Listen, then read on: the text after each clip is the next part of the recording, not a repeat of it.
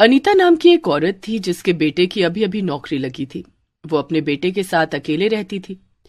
अनीता अब अपने बेटे के लिए एक अच्छी लड़की तलाश रही थी, क्योंकि वो नहीं चाहती थी कि उसका बेटा आजकल के बच्चों की तरह प्रेम विवाह करे और घर में किसी को भी बहू बनाकर ले आए।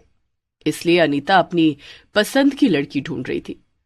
वहीं दूसरी तरफ अनीता का बेटा प्रखर पहले से ही किसी लड़की को पसंद कर चुका था। अब देखते हैं आगे की कहानी। एक दिन प्रखर बहुत खुशी खुशी घर आता है। माँ, कहाँ हो आप? मुझे आपको कुछ जरूरी बात बतानी है। हाँ बेटा, बताओ क्या हुआ? आज तो तुम बड़े खुश नजर आ रहे हो। माँ, आपको ये पता ही है कि मेरी इतनी अच्छी कंपनी में नौकरी लग गई है। हाँ बेटा, और क्या, ये तो मुझे पता ही है और इसके लिए मुझे तुम पर बहुत गर्व भी है। हाँ माँ। अच्छा माँ, आपको सोनल याद है, मेरे कॉलेज की दोस्त? हाँ याद है ना, तो उसका क्या? माँ, आज उसकी भी एक बहुत बड़ी कंपनी में नौकरी लग गई है। आज मैं बहुत खुश हूँ माँ। प्रखर को किसी दूसरी लड़की की नौकरी लगने पर इतना खुश होते देखकर अनीता को कुछ ठीक नहीं लगता। वो प्रखर से कहती है, क्या बात है बेटा, तुम किसी और लड़की की नौकरी लगने पर इतने खुश क्यों हो रहे हो? आखिर तुम्हारा उससे क्या नाता है? माँ, मैं आपको सब बताने ही वाला था, लेकिन आज से बेहतर दिन कोई हो ही नहीं सकता। दरअसल मैं सोनल से प्यार करता हूँ और उससे शादी करना चाहता हूँ। हम दोनों ने ये तय किया था कि हमारी नौकरियां लगने के बाद हम अपने अपने घरों में सब कुछ बता देंगे, और जब हम दोनों की अच्छी नौकरी लग गई है तो आप लोग हमारी शादी करवा दीजिए। प्रखर की बात सुनकर तो मानो अनीता के पैरों तले जमीन ही खिसक गई। वो चकराकर सोफे पर बैठ गई। अरे माँ, क्या हुआ आपको? आप ठीक तो हैं? अरे प्रखर, ये तू क्या कह रहा है? ये सब सुनकर ही दिमाग खराब हो रहा है। नहीं नहीं, कह दे कि तू मजाक कर रहा है बेटा। अरे माँ, इसमें भला मजाक करने जैसा क्या है? मुझे सोनल पसंद है और आपको भी जरूर पसंद आएगी। आप एक बार उससे मिलकर तो देखिए। नहीं, ऐसा बिल्कुल भी नहीं हो सकता। इस घर में केवल मेरी पसंद की ही लड़की आएगी। तो आप भी मेरी एक बात सुन लीजिए माँ, अगर आपने सोनल से मेरी शादी नहीं करवाई ना, तो मैं घर छोड़कर चला जाऊंगा। फिर इस घर में ना कोई बहू आएगी और ना ही आपका बेटा रहेगा। प्रखर की ऐसी धमकी सुनकर अनीता डर गई। क्या? नहीं नहीं बेटा, ऐसा मत बोल। ठीक है, मैं मिल लूंगी उस लड़की से, बस तू मुझे छोड़कर जाने की बात मत कर। अनीता की बात सुनकर प्रखर खुश हो जाता है और उसे लगता है कि अब सब ठीक हो जाएगा। लेकिन असल में अब तो प्रखर की जिंदगी में सब कुछ उल्टा पुल्टा होने वाला था। अगले दिन अनीता और प्रखर सोनल के घर जाते हैं उसे देखने के लिए। सोनल सबके लिए चाय लेकर आती है। वो देखने में सुंदर तो थी, लेकिन अनीता को वो बिल्कुल पसंद नहीं आई थी। अनीता मन ही मन सोचती है, छी छी, ये कैसी पसंद हो गई है प्रखर की। जरूर इसी लड़की ने मेरे बेटे को अपने जाल में फंसाया होगा। सोनल काफी खुश मिजाज लड़की थी और वो सबसे हंस हंस कर बातें भी कर रही थी। वो मॉडर्न थी और ज्यादा शर्मा नहीं रही थी। वहीं दूसरी तरफ सोनल की बहन मीनल भी वहीं पर खड़ी थी। मीनल स्वभाव से बड़ी ही शांत और सुशील नजर आ रही थी। अनीता को मीनल एक ही नजर में पसंद आ गई। वाह, ये तो बिल्कुल वैसी ही लड़की है जैसी कि मुझे अपने बेटे के लिए चाहिए थी। ये तो अपनी बहन से बिल्कुल विपरीत है। बस मुझे मेरी बहू मिल गई। तभी सोनल की माँ अनीता से कहती है, तो फिर हम ये रिश्ता पक्का समझे बहन जी? जी जी, बिल्कुल पक्का समझिए।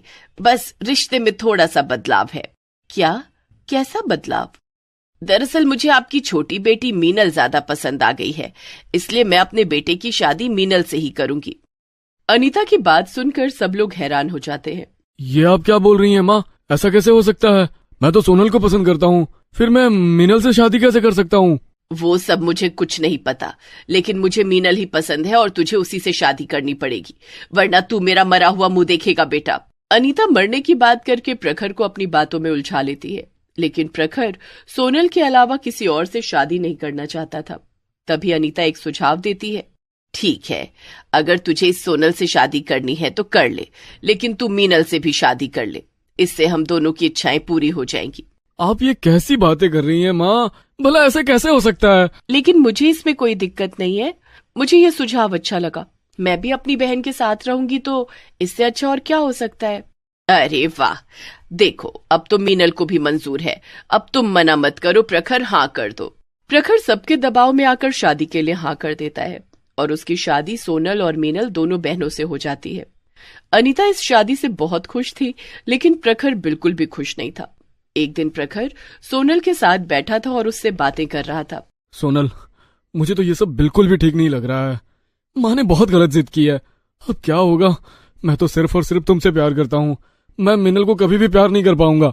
ओहो मेरे भोले पति, अरे तुम्हें उससे क्या लेना देना है? तुम तो बस मुझ पर ध्यान दो, बाकी सब कुछ मैं संभाल लूंगी।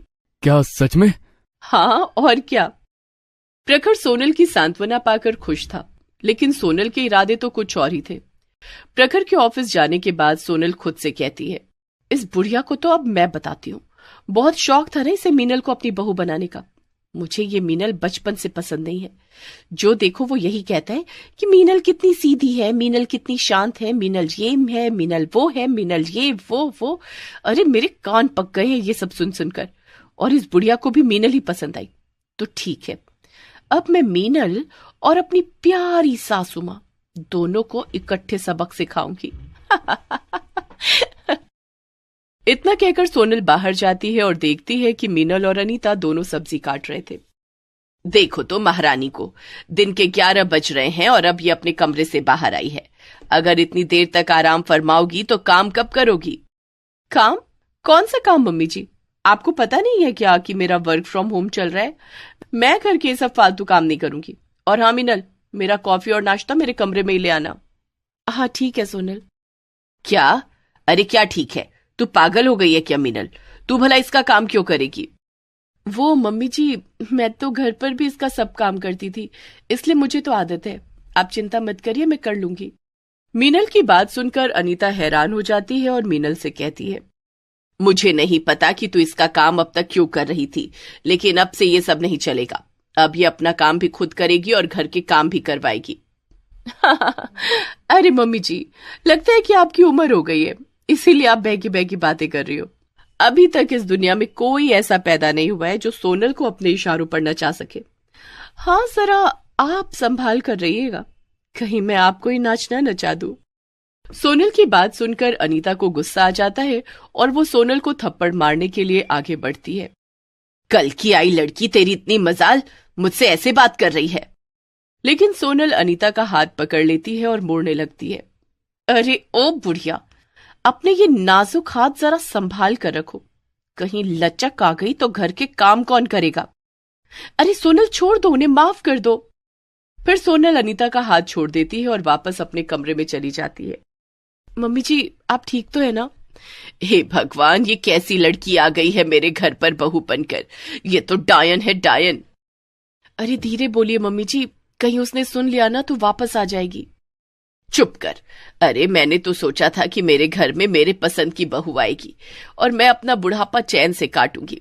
तो देखो मेरी किस्मत, एक बहू ऐसी आई है जो मुझ पर ही हुक्म चला रही है और दूसरी ऐसी है जिसकी बोलती ही नहीं खुलती है। मेरे तो करम ही फूट गए हैं, अब ना जाने मेरा क्या होगा। अनीता बड़बड़ाते हुए अपने कमरे में चली जाती है। अगले दिन जब अनीता सुबह उठती है तब वो मीनल को बुलाने लगती है। मीनल, अरे ओ मीनल, कहाँ हो? जरा यहां तो आना। मगर मीनल कोई जवाब नहीं देती। अनीता पूरे घर में उसे ढूंढने लगती है, मगर मीनल कहीं भी नहीं मिलती। आखिर में हार मानकर अनीता सोनल और प्रखर के कमरे में जाती है। प्रखर, सोनल, मुझे मीनल कहीं भी नहीं दिख रही है, पता नहीं वो कहाँ गायब हो गई है। क्या? ऐसे कैसे भला वो गायब हो जाएगी माँ? अरे मैं तो कहती हूँ इस सोनल ने ही कुछ किया होगा। ये उससे इतनी नफरत जो करती थी, कल तो ये मुझसे भी लड़ रही थी। अरे अरे, ये आप मेरा नाम क्यों लगा रही हैं? मैं क्या जानूं वो मीनल कहाँ है? अरे अब दोनों लड़ना बंद करो, मैं जाकर देखता हूँ उसके कमरे में। प्रखर मीनल को ढूंढने जाता है और फिर एक चिट्ठी के साथ लौटता है। क्या हुआ बेटा, और ये चिट्ठी कैसी? अरे माँ, मीनल तो किसी के साथ भाग गई है। उसने मुझसे शादी बस इसलिए की थी क्योंकि उसे अपने घर से निकलना था, क्योंकि उसके माँ बाप उसकी शादी उसके पसंद के लड़के से नहीं करा रहे थे। ये सुनकर अनीता को तो मानो चक्कर ही आने लगते हैं।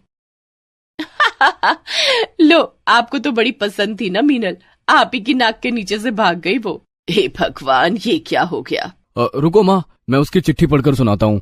प्यारी मम्मी जी, मुझे माफ करना। मुझे पता है कि आपको मैं बहुत पसंद थी, लेकिन मुझे पता था कि प्रखर मुझे पसंद नहीं करते। और तो और मुझे सोनल से पंगा लेने में कोई भी दिलचस्पी नहीं है। मुझे तो राघव पसंद है और मैं उनसे शादी करना चाहती थी, लेकिन मेरे घर वाले उनसे मेरी शादी नहीं कर रहे थे। आपने जिद की कि मेरी शादी आपके बेटे से हो जाए, और क्योंकि सोनल भी यही चाहती थी, इसलिए मैंने हाँ कर दी। मुझे अपने घर से निकलने के लिए ये अच्छा मौका लगा। अब आपको सोनल के साथ रहने के लिए ऑल द बेस्ट, और मेरी इतनी मदद करने के लिए बहुत बहुत धन्यवाद। फिर क्या था, अनीता अपनी किस्मत को कोसने लगती है और मीनल, सोनल और प्रखर तीनों अपनी अपनी दुनिया में खुशी खुशी रहने लगते हैं। कहाँ अनीता दो दो बहुओं का सुख देखने चली थी, और उल्टा उसे अपनी बहू की ही सेवा करनी पड़ती है।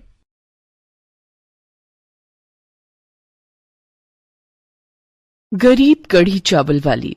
अजय और श्याम दो दोस्त थे। दोनों पार्टनरशिप में एक बड़ा सा होटल चलाते थे, लेकिन अजय श्याम से बहुत जलता था। उसकी नजर होटल में श्याम के आधे हिस्से पर थी। एक दिन श्याम जब होटल से घर लौटा, अरे सुनती हो बंटी की माँ, देखो मैं आज तुम्हारे लिए क्या लाया हूँ। क्या बात है बंटी के पापा, आज आप बहुत खुश लग रहे हैं। मेरे लिए क्या लेकर आए हैं? मैं तुम्हारे लिए सोने का हार लाया हूँ। हाँ, अरे वाह, ये तो बहुत ही खूबसूरत है। बहुत महंगी होगी ना? तुम्हारे आगे तो सस्ता ही है। अब चलो इसी बात पर मुझे कुछ अच्छा बनाकर खिला दो। ठीक है, आज मैं आपको कढ़ी चावल बनाकर खिलाऊंगी, जिसे खाकर आपका दिल खुश हो जाएगा। रेखा ने रात के खाने में कढ़ी चावल बनाए। उसने खूब प्यार से पकौड़ा और कढ़ी दोनों तैयार किया। जब सब खाने बैठे, माँ, आपने कितने स्वादिष्ट कढ़ी चावल बनाए, मजा आ गया। अगर कढ़ी बची हो तो कल मुझे स्कूल ले जाने के लिए यही दे देना। सच में रेखा, कढ़ी का स्वाद तो लाजवाब है। शादी से पहले कहीं तुम किसी बड़े होटल में शेफ तो नहीं थी? श्याम की बात सुनकर सब हंसने लगते हैं। श्याम की माँ जानकी भी कढ़ी चावल की तारीफ करते हुए कहती हैं, मेरी बहू के हाथों में जादू है। इसके हाथ के बने कढ़ी चावल खाकर उंगलियां चाटते रह जाओगे। बहू, मेरे लिए थोड़ी कढ़ी रख देना, मैं कल भी यही खाऊंगी। हाँ रेखा, मैं भी कल लंच में कढ़ी चावल लेकर जाऊंगा। ठीक है, आज तो कढ़ी खत्म हो गई है। मैं कल सुबह आप सबके लिए फिर से कढ़ी चावल बना दूंगी। दूसरे दिन रेखा सुबह उठकर पूरे परिवार के लिए फिर से कढ़ी चावल बनाती है और सबको कढ़ी चावल देती है। सब कुछ ठीक चल रहा था। एक दिन जब श्याम होटल पहुंचा, श्याम, कहाँ जा रहे हो? अपने काम पर जा रहा हूँ। क्या बात है, तू क्यों पूछ रहा है? ये होटल अब मेरा है, तुम अंदर नहीं जा सकते। इस होटल में अब तुम्हारी कोई हिस्सेदारी नहीं है। ये तू कैसी बातें कर रहा है? तूने खुद इस होटल का अपना हिस्सा मेरे नाम किया है। यकीन नहीं होता तो ये पेपर्स देख ले। श्याम जब पेपर्स देखता है तो उसमें सचमुच में उसके साइन थे। पेपर में लिखा था कि मैं अपना हिस्सा अजय को दे रहा हूँ और ये होटल छोड़ रहा हूँ। दरअसल अजय ने अपने हाथों से श्याम के साइन करके धोखे से उससे उसका हिस्सा हड़प लिया था। ये सब देखते ही श्याम वहीं गिर जाता है और तड़पने लगता है। रेखा को जब इस बात का पता चला तो वो उसे लेकर अस्पताल आई। कोई गहरा सदमा लगने के कारण इन्हें पैरालिसिस हो गया है। इन्हें इलाज और आराम की जरूरत है। श्याम के अलावा घर में कोई और कमाने वाला नहीं था। श्याम के इलाज में धीरे धीरे सारे पैसे खर्च हो जाते हैं। घर की ईएमआई भी नहीं भर पाने के कारण उन सबको घर छोड़ना पड़ता है। अब श्याम और उसका परिवार एक छोटी सी झोपड़ी में रहने लगा था। उनके दिन बहुत गरीबी में गुजर रहे थे। एक दिन, मैं क्या करूं माँ जी, कुछ समझ में नहीं आता। अब सारे पैसे खत्म हो गए हैं। बंटी के पापा का इलाज कैसे होगा? बंटी की पढ़ाई छूट गई, घर में खाने को पैसे नहीं है। भगवान आखिर हमसे चाहता क्या है? रेखा बहू, ये वक्त हिम्मत हारने का नहीं बल्कि हिम्मत से काम लेने का है। तुम्हें श्याम ने एक सोने का हार दिया था ना? हाँ माँ जी। तुम उस हार को बेच दो। उससे जो पैसे मिलेंगे उन पैसों से कढ़ी चावल बनाकर बेचना शुरू कर दो। तुम्हारे हाथ के बने कढ़ी चावल बहुत स्वादिष्ट होते हैं। अपने इस हुनर का इस्तेमाल करने का वक्त आ गया है। मुझे पूरा विश्वास है कि लोगों को तुम्हारे हाथ के बने कढ़ी चावल बहुत पसंद आएंगे। ठीक है माँ जी, लेकिन मैं कढ़ी चावल बेचूंगी कैसे? क्या मुझे ठेला लगाना पड़ेगा? बंटी की साइकिल है ना, उसकी साइकिल पर रखकर कढ़ी चावल बेचना। ठीक है माँ जी। दूसरे दिन रेखा सुनार की दुकान पर जाती है और अपना सोने का हार बेच देती है। उससे जो पैसे मिलते हैं उन पैसों से वो ढेर सारा बेसन, दही, मसाले, चावल और थोड़े से बर्तन खरीदती है। दूसरे दिन रेखा काफी सारा कढ़ी चावल बनाती है। वो एक पतीली में कढ़ी और दूसरी पतीली में चावल रखकर साइकिल पर लेकर निकल पड़ती है। वो पूरे शहर में घूम घूम कर कढ़ी चावल बेचने लगती है। ए कढ़ी चावल वाली, कढ़ी चावल कैसे दिए? जी 25 रुपए की हाफ प्लेट और 50 रुपए की फुल प्लेट। ठीक है, एक फुल प्लेट कड़ी चावल दे दो। ये लीजिए। अरे वाह, क्या कड़ी चावल बनाए हैं। ऐसा लग रहा है मानो मेरी दादी ने बनाए हो। मेरी दादी बहुत स्वादिष्ट कड़ी चावल बनाती थी। तुम्हारे हाथ के बने कड़ी चावल खाकर मुझे मेरी दादी की याद आ गई। ऐसा करो, 2 प्लेट कड़ी चावल पैक कर दो। अपने बच्चों को खिलाऊंगा और उन्हें बताऊंगा कि तुम्हारी दादी भी ऐसी ही कड़ी चावल बनाती थी। जी साहब, अभी पैक कर देती हूँ। इस तरह रेखा घूम घूम कर कड़ी चावल बेचने लगी। लोगों को उसकी कड़ी चावल बहुत पसंद आने लगे। साइकिल पर घूमते घूमते रेखा अजय के उसी होटल के सामने पहुंची जहां उसका पति श्याम पार्टनरशिप में काम करता था। रेखा को एक छोटी सी साइकिल पर कड़ी चावल बेचते हुए देखकर अजय ने रेखा का मजाक उड़ाना शुरू कर दिया। वो देखो, कल की सेठानी आज साइकिल पर कड़ी चावल बेच रही है। बेचारी, ये काम भी करना पड़ेगा, इसने कभी सोचा नहीं होगा। अजय दूसरे ग्राहकों से कहने लगा, वो देखिए, वो औरत कितनी छोटी सी साइकिल पर कड़ी चावल बेच रही है। उसका पति बेहद निकम्मा और कामचोर होगा, तभी तो उसे ये काम करना पड़ रहा है। रेखा ने अजय को उसकी बदतमीजी का कोई जवाब नहीं दिया। अजय, तुझे तो वक्त जवाब देगा। कहते हैं ना कि समय बहुत बलवान होता है, एक दिन मेरा समय भी आएगा। रेखा दूसरे दिन भी अजय के होटल के सामने गई और अपनी साइकिल वहीं खड़ी कर कड़ी चावल बेचने लगी। वो ग्राहकों को बुलाने के लिए आवाजें लगाने लगी। आइए आइए, स्वादिष्ट कड़ी चावल खाइए, 25 रुपए में हाफ प्लेट और 50 रुपए में फुल प्लेट। रेखा की आवाज सुनकर अजय के ग्राहक उसकी तरफ जाने लगे। अरे वाह, 25 रुपए में कड़ी चावल। होटल में महंगा खाने से अच्छा है कि सस्ते कड़ी चावल खा लूं। अरे हाफ प्लेट कड़ी चावल लगाना। ये लीजिए साहब। उस ग्राहक ने जैसे ही एक चम्मच कड़ी चावल खाया, वाह वाह वाह वाह वाह, क्या स्वाद है। बिल्कुल घर जैसा स्वाद है भाई, वाह। इतने अच्छे कड़ी चावल साइकिल पर मिल रहे हैं और वहां बड़े से होटल के अंदर एसी में बैठकर भी अच्छा खाना नहीं मिलता। 25 रुपए में पेट भी भर गया। सुनिए, मैं यहाँ अकेला रहता हूँ, रोज इस होटल में खाना खाने आया करता था, लेकिन ये खाना बहुत महंगा है। आपके कड़ी चावल स्वादिष्ट भी हैं और सस्ते भी हैं। अब से आप यहाँ रोज आना, मैं रोज आपके कड़ी चावल खाऊंगा। ठीक है, मैं यहाँ रोज आऊंगी। अब रेखा रोज अजय के होटल के सामने आकर कड़ी चावल बेचने लगी। धीरे धीरे रेखा के ग्राहक बढ़ने लगे। कई ग्राहक तो ऐसे भी थे जो रोज उसके कड़ी चावल खाया करते थे। शाम होते होते रेखा की सारी कड़ी चावल बिक जाते। धीरे धीरे लोगों ने अजय के होटल में जाना भी छोड़ दिया। उसके सारे ग्राहक अब रेखा के कड़ी चावल खाने लगे। रेखा की अच्छी कमाई होने लगी। रेखा ने श्याम का इलाज फिर से शुरू करवा दिया। धीरे धीरे श्याम ठीक होने लगा। बंटी भी स्कूल जाने लगा। इधर अजय का होटल का व्यवसाय घाटे में जाने लगा। वो सारा दिन अपने होटल पर ग्राहकों का इंतजार करता रहता। आज सुबह से एक भी ग्राहक नहीं आया। कई दिनों से ऐसा ही चल रहा है। अगर कुछ दिनों तक ऐसा ही चलता रहा तो बहुत जल्दी मैं सड़क पर आ जाऊंगा। मुझे इस कढ़ी चावल वाली का कुछ करना पड़ेगा। अजय ने एक प्लान बनाया। इधर शाम को जब रेखा घर पहुंची तो उसने जानकी और श्याम को सारी बातें बताई। तुम चिंता मत करो रेखा, मैं कुछ करता हूं। मैं अजय को उसके धोखे की सजा दिलाकर रहूंगा। तुम रोज की तरह कल भी साइकिल पर कढ़ी चावल लेकर जाना। श्याम ने रेखा के कान में कुछ कहा। ठीक है, मैं ऐसा ही करूंगी। दूसरे दिन रेखा साइकिल पर कढ़ी चावल लेकर होटल के सामने पहुंची तो अजय के कुछ गुंडों ने वहां आकर साइकिल पर रखी कढ़ी चावल की पतीली सड़क पर गिरा दी। लेकिन सभी ये देखकर हैरान हो गए कि पतीली तो खाली थी। पतीली में कढ़ी चावल नहीं था। उसी समय श्याम पुलिस के साथ वहां पहुंच गया। गुंडों को पुलिस ने पकड़ लिया। हमें माफ कर दीजिए साहब, हमने कुछ नहीं किया। ये सब अजय ने हमसे करवाया है। उसी ने कहा था कि रेखा के कढ़ी चावल सड़क पर गिरा देना। इस काम में उसने हमें 2000 रुपए भी दिए हैं। उस गुंडे ने 2000 रुपए निकालकर पुलिस को दे दिए। ये सब सुनकर रेखा ने अजय से कहा, मुझे पहले से ही पता था कि तुम मेरे साथ कुछ गलत जरूर करोगे, इसलिए आज मैं खाली पतीली लेकर आई थी। अजय श्याम को अपने सामने देखकर डर गया। क्यों अजय, तूने क्या सोचा था कि मैं हमेशा के लिए बीमार हो गया? मेरी पत्नी ने कढ़ी चावल बेचकर मेरा इलाज करवाया है। अब मैं ठीक हो गया हूं।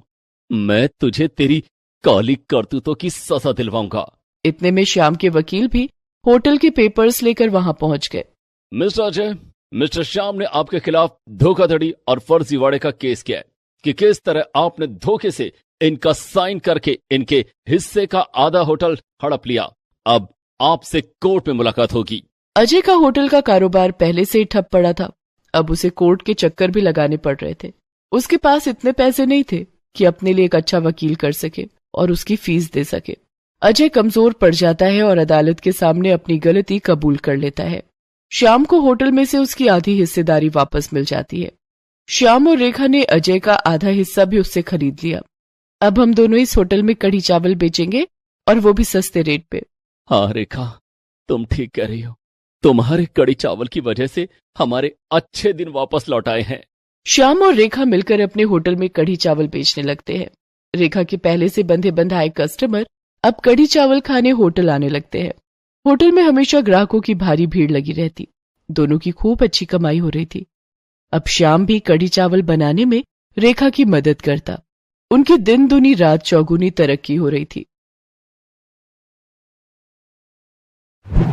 Please subscribe this channel.